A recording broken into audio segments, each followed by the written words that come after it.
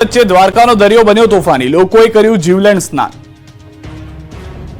ઉછળતા મોજાના દ્રશ્યો છે દ્વારકાના દરિયાના। દ્વારકામાં ભારે વરસાદ અને આંધી વંટોળની અસર દરિયામાં પણ જોવા મળી રહી છે। દ્વારકાનો દરિયો તોફાની બન્યો છે। દ્વારકાના દરિયામાં ઊંચા ઊંચા મોજા ઉછળી રહ્યા છે।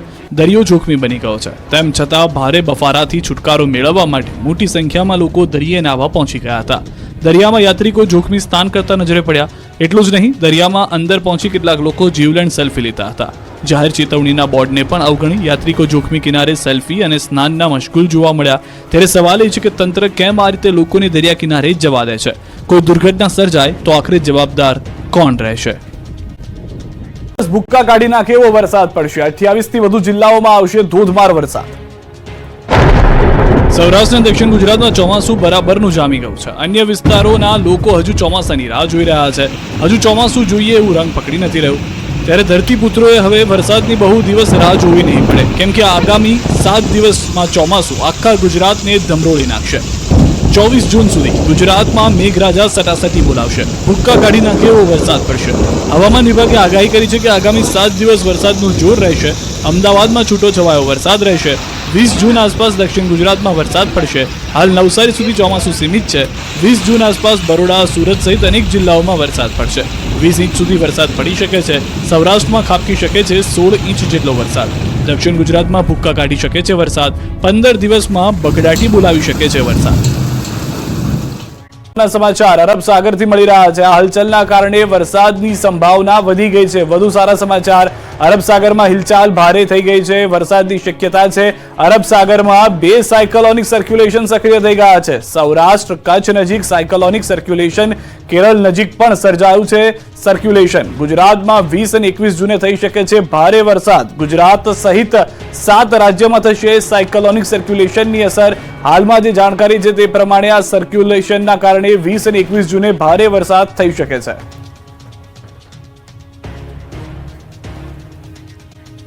મેઘરાજા મહેરબાન, લાઠી અને બાબરા પંથકમાં મુશળધાર વરસાદ। લાઠીના હરસુરપુર અને ઉપરવાસમાં ધોધમાર વરસાદ। બાબરાના વાંદળિયા, લુણકી સહિતના ગામે ધોધમાર વરસાદ। લાઠીની ગાગડિયા નદીમાં પૂરની સ્થિતિ। પ્રથમ વરસાદે જ ગાગડિયા નદીમાં નવા નીર આવી ગયા છે। હરસુરપુરના ગામ નજીક જ ગાગડિયા નદી પરનો ડેમ છલકાઈ ગયો છે। સૌરાષ્ટ્રના અનેક એવા વિસ્તારો છે કે જ્યાં આગળ નદીઓમાં પૂર આવી ગયા છે। કેટલીક નદીઓ બે કાંઠે પણ થઈ ગઈ છે। અમરેલીના બાબરા શહેરમાં બપોર બાદ વરસાદની દમદાર બેટિંગ જોવા મળી રહી છે। ધોધમાર વરસાદ પડતા અમરાપરા વિસ્તારમાં ભરાયા છે વરસાદી પાણી। ધોધમાર વરસાદને કારણે રોડ પાણીમાં ગરકાવ થઈ ગયા છે। વરસાદ પડતા લોકોને ગરમીથી રાહત અનુભવાય છે। અનેક જગ્યાએ પૂર જેવી પરિસ્થિતિ તેવા માટે થઈ ગઈ છે, કારણ કે એક સાથે એટલો વરસાદ થઈ રહ્યો છે કે પાણીનો નિકાલ થઈ નથી શકતો અને તે દરમિયાન અનેક વિસ્તારોની અંદર જળજમાવ થઈ જાય છે। આ તરફ બોટાદની વાત કરીએ, ગઢડા શહેરમાં મેઘરાજાની એન્ટ્રી। ઢસા રોડ, બોટાદનો જાપો, ત્યારબાદ ઉગામેડી રોડ વિસ્તારમાં વરસાદ થયો છે। દિવસભરની ગરમી બાદ સાંજ પડતા વરસાદ જોવા મળ્યો। ઠંડક પ્રસરી ગઈ। વરસાદની રાહ જોતા ખેડૂતોમાં પણ આનંદ પ્રસરી ગયો છે, કારણ કે ચોમાસું આવી ગયાની જાણ ખેડૂતોને થઈ, પરંતુ વરસાદ તેઓ નહોતો આવી રહ્યો, જે હવે જોવા મળી રહ્યો છે। બોટાદના દ્રશ્યો, ગઢડા શહેરમાં મેઘરાજાની એન્ટ્રીના કારણે અનેક વિસ્તારોમાં જળજમાવ જોવા મળ્યો। ગ્રામ્ય વિસ્તારની અંદર ખેડૂતો ખુશખુશાલ હતા। સૌથી વધારે મહત્વની વાત, વાવણી લાયક વરસાદથી ખેડૂતોમાં ખુશીની લાગણી જોવા મળી રહી છે। કેટલાક વિસ્તારો એવા છે કે જ્યાં આગળ ભારે પવન સાથે પણ વરસાદ થઈ રહ્યો છે। તો ભાવનગર જિલ્લામાં પણ સતત ત્રીજા દિવસે વરસાદી માહોલ। ગારિયાધારના ગ્રામ્ય વિસ્તારોમાં ધોધમાર વરસાદ। 5 ટોબરા, માનવિલાસ, મોટી વાવડી, સુખપરમાં વરસાદ। સુરનગર, ચોમલ, માનગઢ, વેળાવદર, વિરડીમાં પણ વરસાદ। મોરબા, નવાગામ, લુવારા, ખોડવદરી, રતનવાવમાં પણ વરસાદી માહોલ જોવા મળી રહ્યો છે। તો પરવડી સહિતના વિસ્તારમાં ધીમી ધારે વરસાદ। ઉપરવાસમાં ભારે વરસાદને કારણે શેત્રુંજી નદીમાં નવા નીર આવી ગયા છે। કેટલાક વિસ્તારોમાં ભારે વરસાદને કારણે જળજમાવની પરિસ્થિતિનું પણ નિર્માણ જોવા મળી રહ્યું છે। રાજ્યના છેવાડે આવેલા વલસાડના ઉમરગામ અને આસપાસના વિસ્તારમાં પણ ધોધમાર વરસાદ વરસ્યો છે। દિવસભર વાદળછાયા વાતાવરણ અને અસહ્ય બફારાના માહોલમાં સાંજના સમયે અચાનક જ વરસાદ શરૂ થયો હતો અને થોડી જ વારમાં ઉમરગામના રસ્તાઓ પાણી થઈ ગયા હતા। અચાનક આવેલા વરસાદને કારણે નોકરી ધંધા પરથી ઘરે જતા વાહન ચાલકો અને રાહદારીઓ પણ મુશ્કેલીમાં મુકાઈ ગયા। તો બજારોમાં પણ, પાથરના વાળાઓમાં પણ વરસાદી બચવા દોડધામ મચી ગઈ હતી।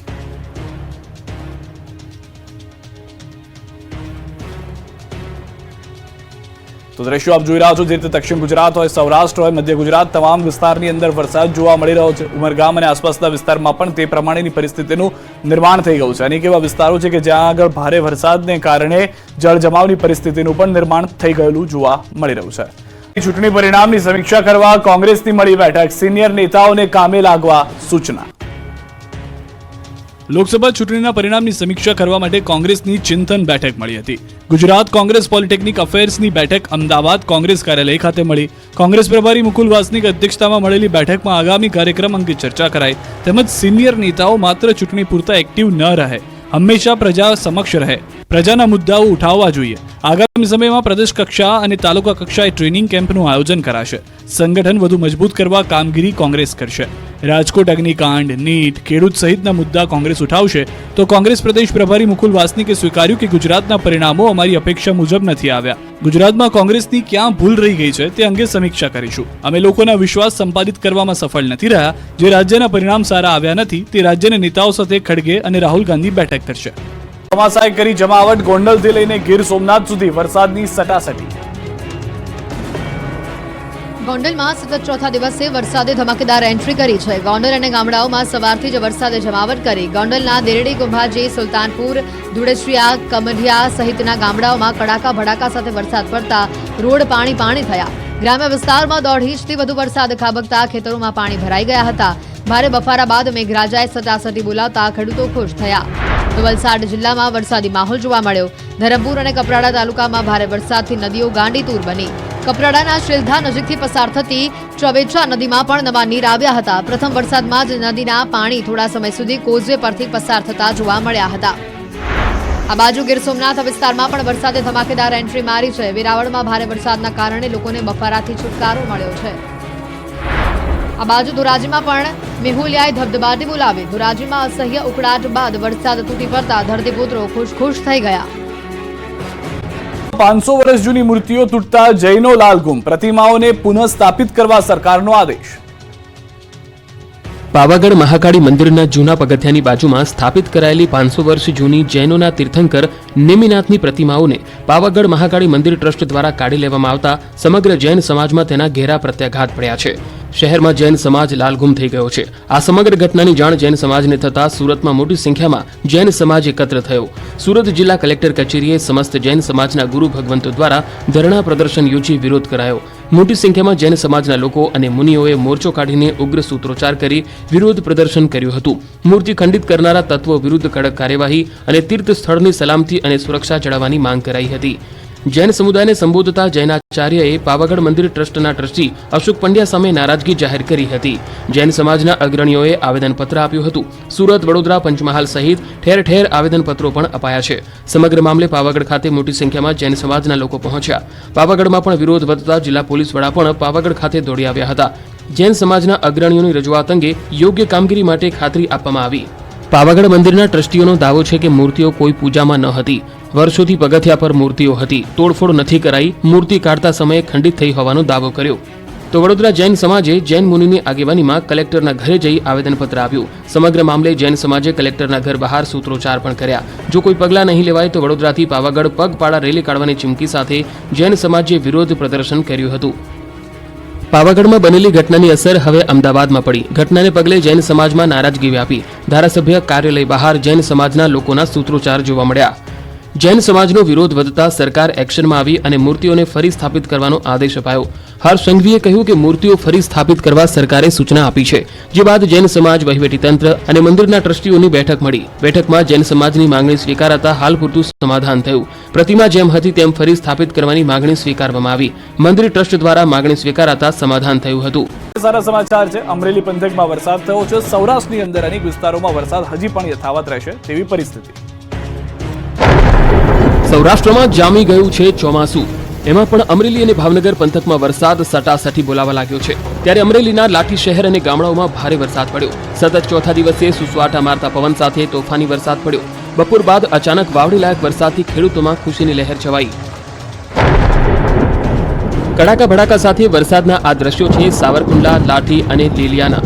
અમરેલીના ગ્રામ્ય પંથકમાં ધીમી ધારે વરસાદ શરૂ થયો. વીજળીના કડાકા ભડાકા સાથે સાવરકુંડલા બાદ લાઠી, લીલિયામાં વરસાદ ખબકતા ગામડાઓમાં રોડ પર પાણી વહેતા થઈ ગયા.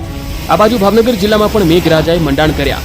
પાલીતાણા પંથકમાં મેઘરાજાએ સટાસટી બોલાવી. ઘેટી, દુધાળા, નાનીમાળ, કંજરડા, આદપુર, સેજડિયા, ખીજડડિયા, મોખડકા, માલપરા, ભારાતિંબા, મઢડા સહિતના પંથકમાં વરસાદથી ખેડૂતો ખુશખુશાલ થઈ ગયા. રાજકોટ પંથકમાં પણ સતત ચોથા દિવસે વરસાદે બેટિંગ કરી. ન્યારા સહિતના ગામોમાં વરસાદ જામ્યો. રાજકોટમાં સતત ચોથા દિવસે વરસાદથી વાતાવરણમાં ઠંડક ફેલાઈ. તો ડાંગમાં પણ વરસાદે જમાવટ કરી. આહવા, વઘઈ સહિતના વિસ્તારોમાં ધનાધન વરસાદ પડ્યો. વરસાદને કારણે ખેતરોમાં વાવેલ પાકને નવજીવન મળ્યું. વરસાદી માહોલમાં ડાંગનું આહલાદક વાતાવરણ જોવા મળ્યું. તો રાજપીપળામાં મેઘરાજા મહેરબાન થયા. વરસાદી માહોલથી ખેતરો તરબોળ બન્યા. ખેડૂતોમાં ખુશીની લહેર જોવા મળી. વાવણી માટે રાહ જોતા ખેડૂતોને આશા બંધાઈ.